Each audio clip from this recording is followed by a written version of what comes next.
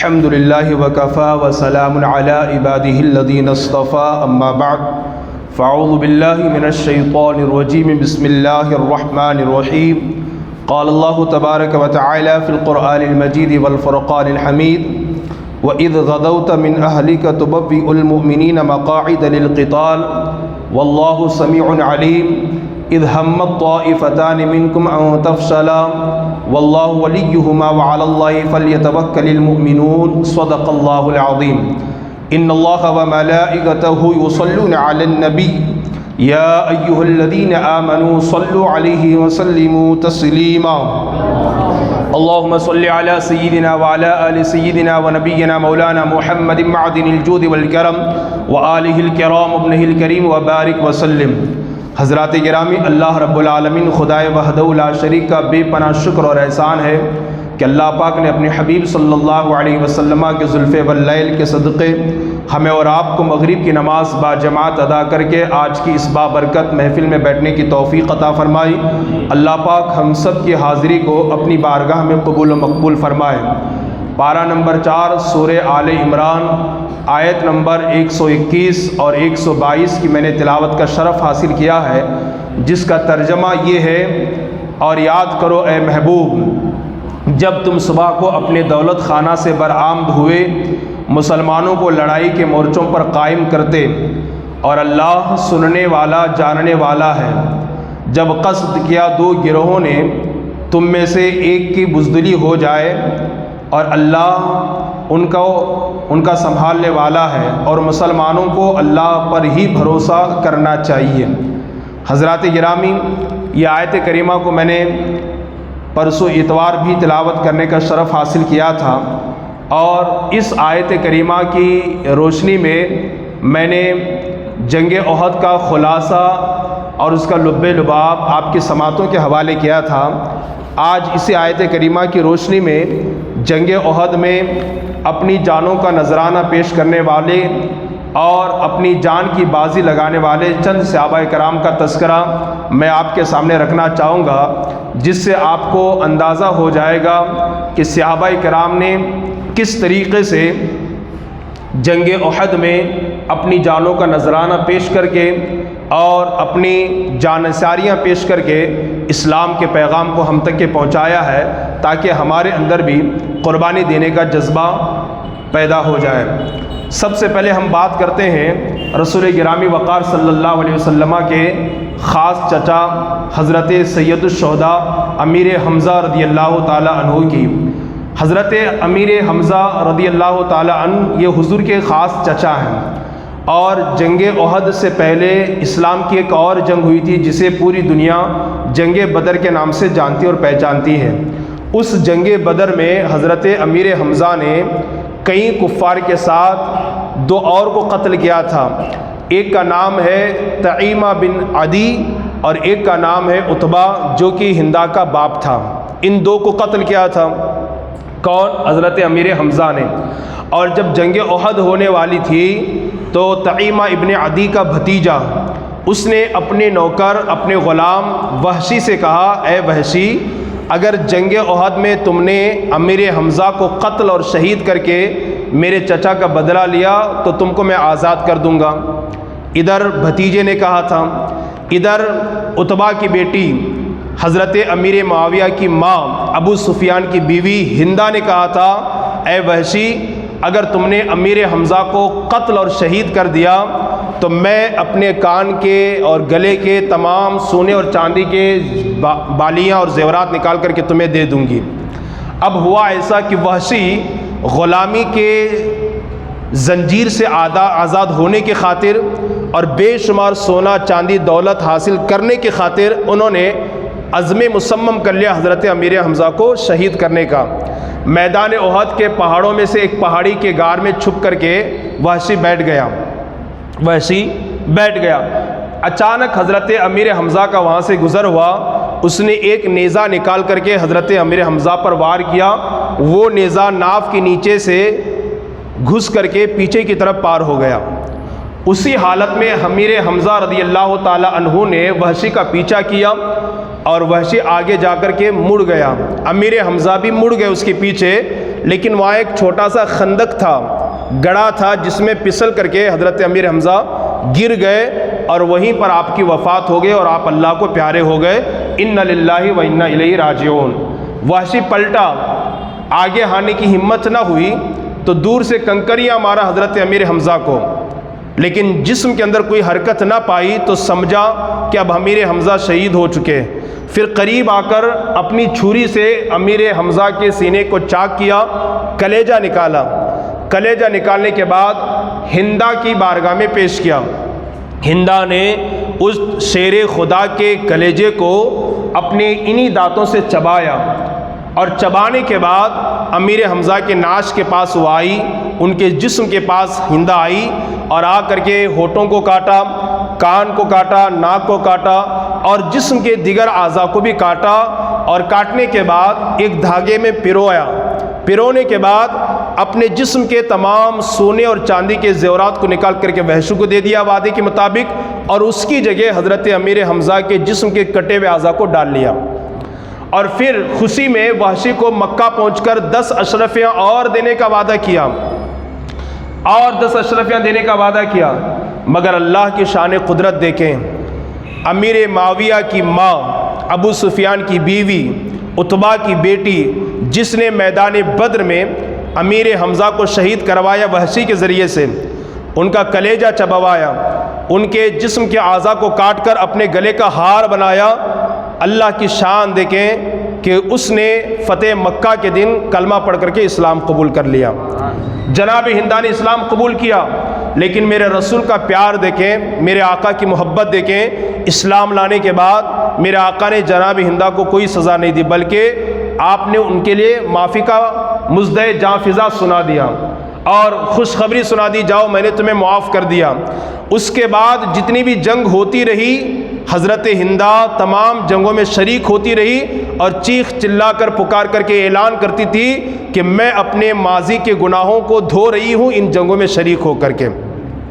اللہ کی شان قدرت دیکھیں، جس جناب وحشی نے حضرت امیر حمزہ کو شہید کیا تھا، ان کا مقدر بھی چمکا، انہوں نے بھی اسلام قبول کیا، اور اسلام قبول کرنے کے بعد ہر جنگ میں شریک ہوتے رہے، یہاں تک کہ عہد صدیقی میں، یعنی حضرت صدیق اکبر کے دور میں، مسیلمہ کذاب ایک عورت نے جھوٹی نبوت کا دعویٰ کیا تھا، اور جب جنگ ہوئی تو مسیلمہ کذاب کو جناب وحشی نے خود شہید قتل کیا، اور قتل کرنے کے بعد اس کے چہرے پر قدم رکھ کر کے اللہ سے جناب وحشی کہتے ہیں، اللہ جب میں نے اسلام قبول نہیں کیا تھا اس دور میں میں نے سب سے اچھے آدمی کو شہید کیا تھا، اور آج اسلام قبول کرنے کے بعد دنیا کے سب سے بدترین آدمی کو میں نے قتل کیا ہے، میرے مولا مارنے کو اس مارنے کے لیے کفارہ بنا دے۔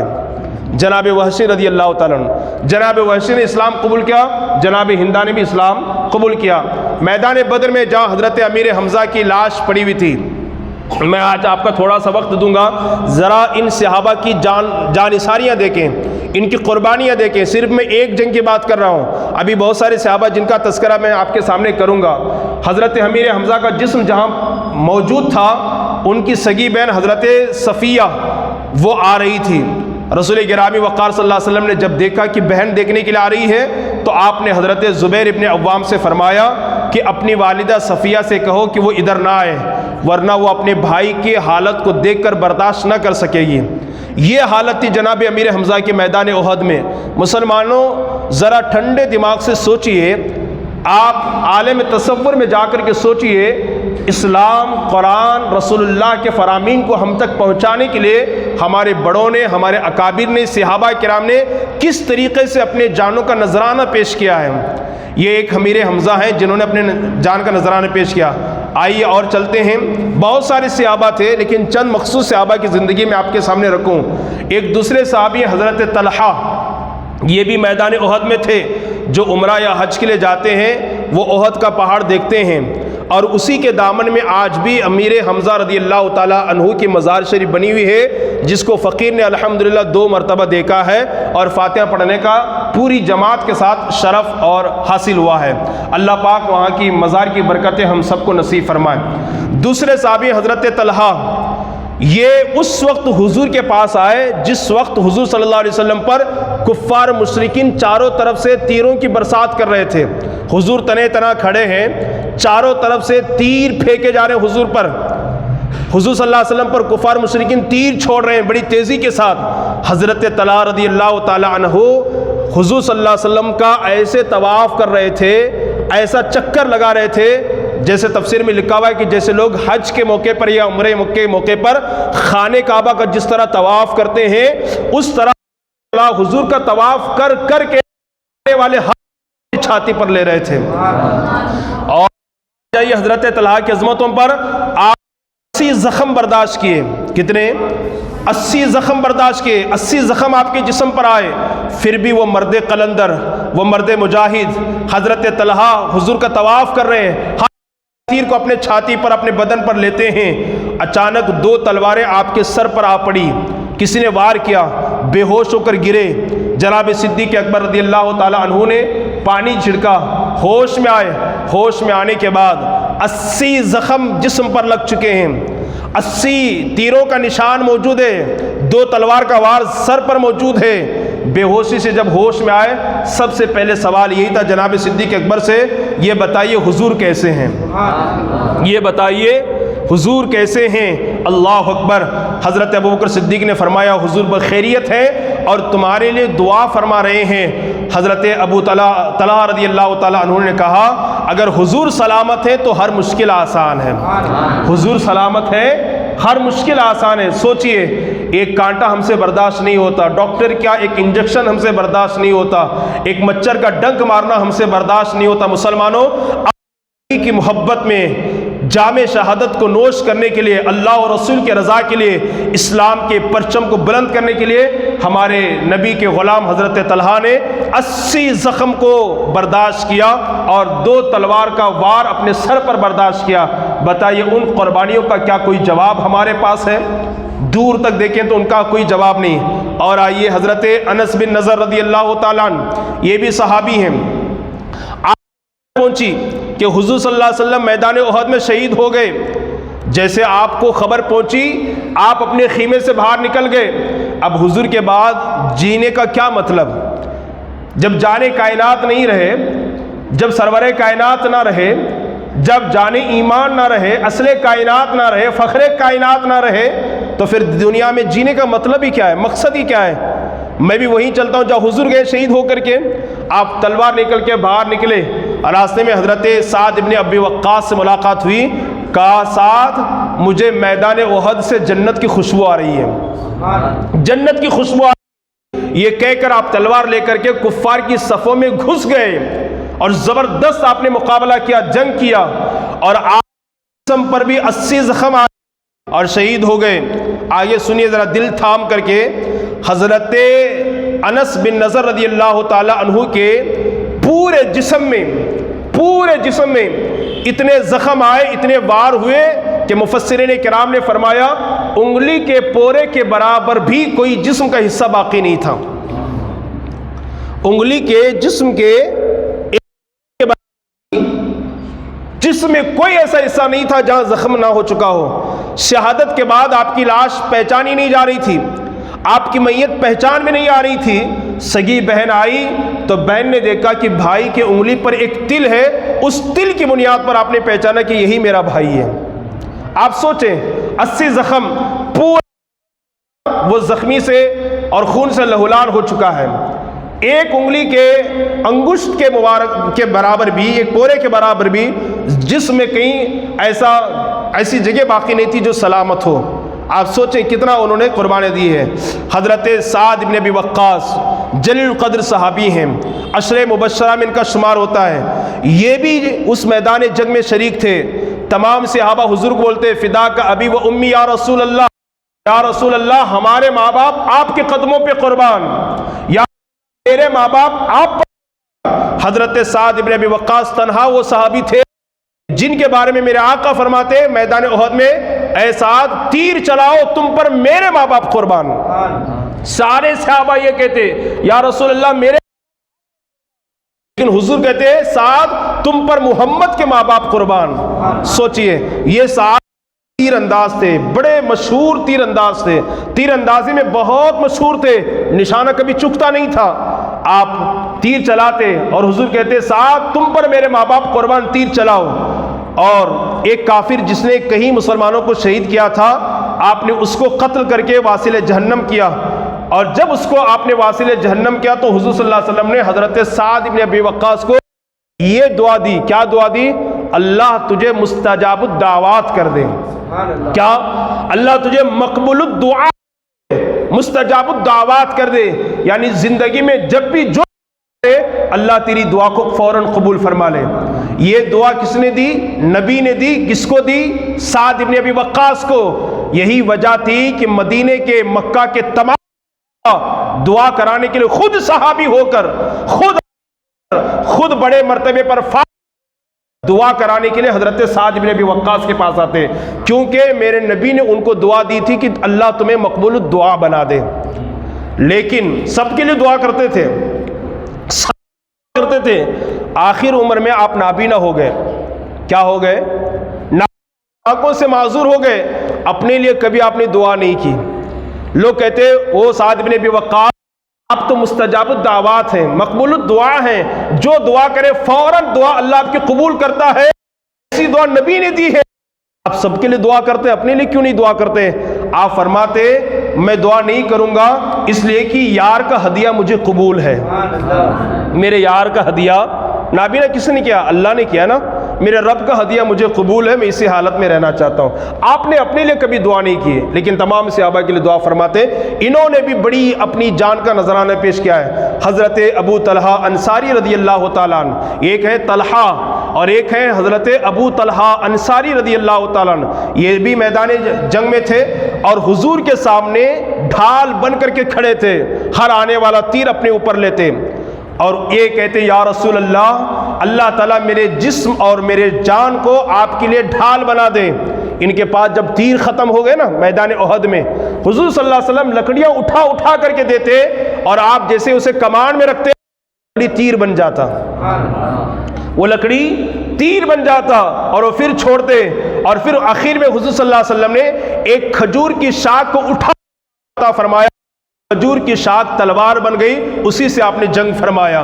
جیسے میدان بدر میں حضرت عکاشہ کو آپ نے ایک لکڑی اٹھا کر کے دی تھی اور وہ لکڑی تلوار سے زیادہ کام کرتی ہوئی نظر آ رہی تھی، ایسے ہی میدان احد میں حضرت ابو طلحہ انصاری میرے نبی نے کھجور کی شاخ اٹھا تو وہ کھجور کی شاخ تلوار بن گئے اور آپ اسی سے جنگ کرتے رہے اور آپ نے اس کا نام ارجون رکھا تھا۔ یہ وہ صحابی ہے کہ حضور کے سامنے کھڑے ہو کر ڈھال بن گئے تھے، کفار کے تیر و تلوار کو اپنے اوپر لیتے۔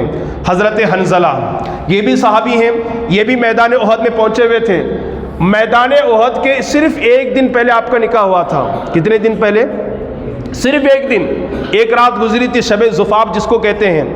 لیکن جیسے ہی غسل کرنے سے پہلے آپ سے یہ آواز آئی کہ میدان احد میں بلایا جا رہا ہے مسلمانوں کو، شوق شہادت میں، توجہ کیجئے میرے جملوں پر، شوق میں اللہ کی رضا کی خاطر اپنی جان کا نذرانہ پیش کرنے کی خاطر اتنے جذبات میں آ گئے کہ غسل کی فکر نہیں رہی، اسی جنابت کی حالت میں غسل کیے بغیر زیب تن ہو کر فوراً میدان احد کے لیے، اور پھر لڑتے لڑتے آپ شہید ہو گئے۔ جنگ کے بعد جب شہیدوں کے لاشوں کو، جسموں کو اٹھایا جا رہا تھا تو صحابہ نے دیکھا حضرت حنظلہ کے بدن سے پانی کے قطرے ٹپک رہے ہیں۔ ان کی بیوی جمیلہ سے پوچھا گیا کیا بات ہے، تو انہوں نے کہا تھا کہ انہوں نے قربت کی تھی لیکن حالت جنابت میں غسل کے بغیر یوں ہی جنگ میں شریک ہو گئے تھے۔ شہادت میں اللہ کے نبی نے فرمایا جبرائیل اور میکائیل نے مل کر، دوسرے فرشتوں کے ساتھ مل کر ان کو آب کوثر سے غسل دیا، پانی کا قطرہ ہے جو ٹپک رہا ہے۔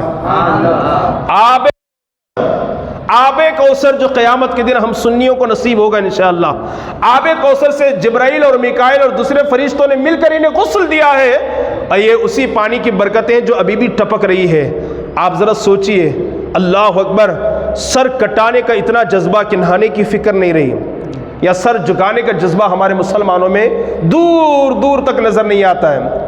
کتنی عظیم قربانیاں دی ہے رسول اللہ کے ان غلاموں نے، ایک اور آخری بات سنیے، حضرت مصعب رضی اللہ تعالی عنہ، نوجوان صحابی، بڑے خوبصورت صحابی، بڑے امیر صحابی، جب اسلام نہیں لایا تھا نا انہوں نے، اتنے امیر تھے کہ ان کے آگے اور پیچھے 200 نوکر چلا کرتے تھے، پورے سرزمین پر ان سے زیادہ قیمتی لباس کوئی نہیں پہنتا تھا، پورے ان سے زیادہ قیمتی خوشبو کا استعمال کوئی نہیں کرتا تھا۔ جب یہ مکہ کی گلیوں سے گزرتے، گھر کی عورتیں سمجھ جاتی خوشبو کی بنیاد پر، ہو نہ ہو عمیر کا بیٹا مصعب جا رہا ہے۔ مصعب اور خوبصورت کتنے تھے کہ عورتیں کھڑکیوں سے جھانک جھانک کر مصعب ابن عمیر کو دیکھتی، اتنے خوبصورت تھے، نوجوان صحابی۔ لیکن ہوتے ہوتے ایک مرتبہ آقا کی بارگاہ میں آ گئے، ان کی جوانی دیوار زلف مصطفیٰ کی، جیسے مصطفیٰ چہرے بددوحا پر نظر، اپنا حسن بھول گئے، اپنا دل دے بیٹھے اور کلمہ مسلمان ہو۔ جب ماں کو پتا چلا، اکلوتے بیٹے تھے ماں باپ کے، بڑے ناز سے پالا تھا، بڑے پیار سے پالا تھا، اور کیا پابندی تھی جناب مصعب ابن عمیر پر، یا بڑے بڑے رئیسوں کے بچوں کے لیے وہ پابندی نہیں ہوگی جو آج سے 1450 سال پہلے مصعب ابن عمیر کو ان کے ماں باپ نے لگایا تھا۔ کہا عمیر ایک مرتبہ پہن لو تو دوبارہ پہننے کی اجازت نہیں ہے۔ اتنے بڑے امیر کیوں نہ ہو، 2 دن تو وہ کپڑا پہنتا ہی ہوگا نا، لیکن مصعب ابن عمیر پر یہ پابندی تھی کہ ایک بار پہنو تو دوبارہ پہننے کی اجازت نہیں ہے۔ 200 غلام آتے، بڑی قیمتی خوشبو کا استعمال کرتے، کلمہ پڑھ کر آئے، ماں کو پتا چلا، ماں نے سمجھایا، آپ نے کہا میں محمد اور اس کا دھرم اور دین نہیں چھوڑ سکتا۔ آخر نتیجے پر پہنچی، اے بیٹے تیرے پاس صرف 2 ہی بات ہے، یا تو تم محمد کو پسند کرو یا مقابلے میں مجھے۔ حضرت عمیر نے کہا ماں میں تجھے سمجھانے کی 1000 کوشش کر رہا ہوں، 1000 بار سمجھانے کے بعد بھی اگر تو نہیں سمجھتی تو کان کھول کر کے سن لے، میں محمد کے بدلے میں تو کیا تجھ جیسے 1000 ماؤں کو بھی چھوڑنے کے لیے تیار ہوں، 1000 ماؤں کو چھوڑ پر محمد عربی کو نہیں چھوڑ سکتا۔ ماں نے کہا بیٹا اگر یہی فیصلہ ہے تو گھر چھوڑ۔ اٹھ کے کھڑے گھر سے نکلنے لگے۔ ماں نے کہا بیٹا سن، یہ جو تیرے جسم پر قیمتی لباس ہے نا یہ میرا ہے، یہ عطر کی بوتلیں میری ہے، یہ خود واپس کر۔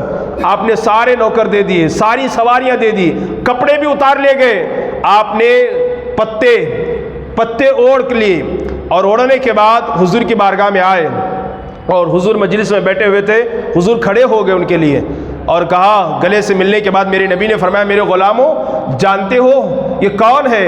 یہ مکہ کا وہ نوجوان میرا صحابی ہے جو سب سے زیادہ قیمتی کپڑا پہنا کرتا تھا اور سب سے زیادہ قیمتی خوشبو کا استعمال کیا کرتا تھا، لیکن میری انہیں ٹاٹ کے پتے پہننے پر مجبور کیا ہے۔ یہ وہ صحابی ہیں حضرت مصعب ابن عمر نے، لیکن رسول اللہ کا دامن نہیں چھوڑا، وہ بھی میدان احد میں آئے، اور آنے کے بعد اللہ یہ ہوئے، اور ہونے کے بعد بہت زیادہ مقابلہ کرتے کرتے آپ بھی جو ہے وہ اللہ کو پیارے ہو گئے، اور کتنی خطرناک شہادت ہوئی، ان کے جس دائیں ہاتھ میں جھنڈا تھا اس کو ایک کافر نے کاٹ دیا، آپ نے جھنڈے کو بائیں ہاتھ میں لیا، کافر نے اس پر بھی کٹے ہوئے ہاتھوں سے آپ نے جھنڈے کو اپنے سینے سے چپکا لیا، کافر نے سینے پر وار کیا، آپ اللہ کو پیارے ہو گئے۔ ایک فرشتہ مصعب ابن عمیر جھنڈے کو اٹھا کر کے پکڑا، صحابہ یہی سمجھتے رہے مصعب ابن عمیر ہے جنہوں نے جھنڈے کو اونچا کیا ہے، لیکن وہ کب کی اللہ کو پیارے ہو چکے تھے۔ ایک فرشتہ تھا جو ان کی شکل میں آ کر کے جھنڈے کی، اسلام کی حفاظت کر رہا تھا۔ مسلمانوں بولنے کو تو بہت کچھ ہے، ابھی حضرت ام عمارہ ہے، خاتون ہے جنہوں نے اپنی جان کا نذرانہ پیش کیا، جن کے اس میدان جنگ میں شہید ہوئے، جن کے 2 میدان جنگ میں شہید ہوئے، جن کے شوہر میدان جنگ میں شہید ہوئے، اپنے جان کا نذرانہ بھی حضرت ام عمارہ نے پیش کیا۔ سوچئے اور بھی بہت ساری صحابہ ہیں جنہوں نے اپنی جان کا نذرانہ پیش کیا میدان احد میں، اپنے آپ دیا،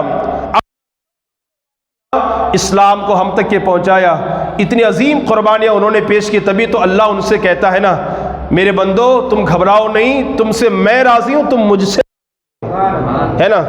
تبھی تو رسول اللہ نے فرمایا نا میرے تمام آسمان میں ستاروں کی مانند ہے، کسی کی اقتدا کرو گے ہدایت پا جاؤ گے۔ آپ ذرا سوچیں، یہ شان ہے، یہ قربانیاں ہیں ان صحابہ کی۔ میرا پیغام، میرا درس آج کے درس قرآن میں یہی ہے، صحابہ نے اپنے بھائیوں، اپنے بیٹوں اور اپنے خاندان اور اپنے رشتہ داروں کی قربانیاں پیش کر کے اسلام کو ہم تک پہنچایا ہے۔ آپ قربانی نہیں دے سکتے، کم از کم اسلام کے مطابق اپنی زندگی کو گزارنے کی کوشش کیجیے گا، کم سے کم اپنے بچوں کو اسلامی تعلیمات سے آراستہ کرنے کی کوشش کیجیے گا، کم سے کم آپ سر نہیں کٹوا سکتے اسلام کی خاطر، سر جھکانے کی کوشش کیجیے گا رب کی بارگاہ میں، تاکہ قیامت کے دن حضرت ابو طلحہ انصاری ہو، حضرت حنظلہ، حضرت مصعب ابن عمیر ہو، حضرت طلحہ ہو، حضرت انس ہو، حضرت سعد ابن ابی وقاص ہو، حضرت امیر حمزہ ہو، حضرت مولا کائنات شیر خدا ہو، ان سب کو ہم منہ دکھانے کے قابل رہیں۔ ہم سر جھکاتے تھے، او اللہ کے رسول کے صحابہ، آپ نے ہم نے سر جھکوایا، اس قابل تو ہم ہیں کہ ہم منہ دکھانے کے قابل رہیں۔